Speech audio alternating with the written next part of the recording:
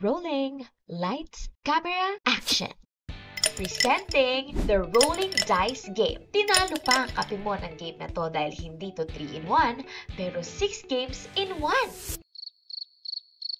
So, eto na. Here's how to play the game. Ang klase ay magkakaroon ng mga grupo. Ang bawat leader ng bawat grupo ay magtutos ng dice sa harap. Ang bawat number na makuha nila ay may corresponding assignment. Sa klase ko, nagbigay ako ng topic na media literacy. After tossing, they will prepare for their designated task. Para sa 1, they will expound media literacy by a blue. Kung 2 dots naman, dapat silang mag-roleplay. At kung 3 dots ang nakuha nila, the usual group reporting. Para sa 4 na dots, ang grupo ay mag-spell ng words gamit ang kanilang puwet. Kung 5 naman ay mag-iisip sila ng words base sa acronym na binigay ni teacher. At kung 6 na dots naman ang nakuha nila, ay gagawa sila ng kanta at sasayawin ito. Shout out to Ma'am Anne Balani for your remarkable affirmation. For more free templates, visit and follow A Collectives on TikTok, Facebook, and YouTube. Para po sa mga avid followers na, you can access this PowerPoint for free sa ating Hive. For new followers naman, please send us a message. Again, this is Ms. AC Collectives, and together we can empower e-learning across online platforms.